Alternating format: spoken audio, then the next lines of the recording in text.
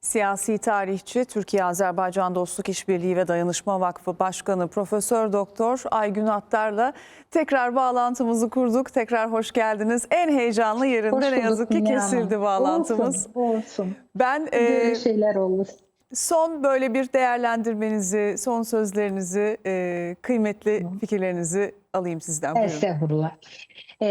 Öncelikli olarak Mine Hanım bir daha teşekkür ediyorum. Dediğim gibi Haydar Aliyev'i güzel bir şekilde anlatma fırsatımız oldu. Tam biz orasını söylüyorduk ki bu kadar üst düzey bir pozisyonda yer almış olmasına rağmen Sovyetler Birliği döneminde 20 Ocak olaylarından hemen sonra Azerbaycan temsilciliği önünde Moskova'da, yani Kremlin yakınlarında bir yerde hemen Türkleri etrafına toplayarak Rusya'da yaşayan Türkleri bir milli kimlik mücadelesinin startını vermiş oldu açıklamasıyla, yeri yerinden oynadı. Ondan sonra Naxçıvana geldi. Naxçıvandan da sonra Azerbaycan'da halkın isteği ve arzusuyla Azerbaycan'a, Bakıya gelmesi tələb edildi. Milyonlar sokaklara döküldü, geldi ve bu tələbin ne kadar doğru olduğunu hepimiz öğrenmiş olduk. Haydar Aliyev'in vizyonu Türk dünyasının birliği, birlikte hareket etmesi vizyonuydu.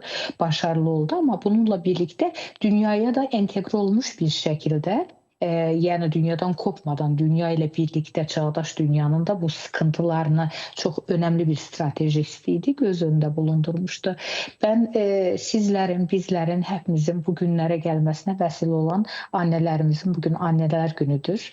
Ulu Önder Haydar Aliyev'in annesi İzzet hanımefendinin, Cumhuriyetimizin kurucusu olan ve Haydar Aliyev'in kendime örnek alıyorum deyip siyasi figür olarak en çok etkilendiği kimlik Mustafa Kemal Atatürk'ün annesi Zübeyde Hanım başta olmakla, şehit annelerimiz başta olmakla bütün annelerimizin de Anneler Günü'nü kutluyorum ve Türk İslam coğrafyası başta olmakla dünyanın hiçbir yerinde annelerin gözyaşı akmasını istiyorum. Bunun için de annelerin dünyaya getirdikleri akıllı devlet adamlarının doğru yerde, doğru zamanda ve doğru işler gördüğünün ne kadar ehemmiyetli olduğuna hepimiz Haydar Aliyev örneğinde olduğu gibi şahidiz. Hepinize teşekkür ediyorum.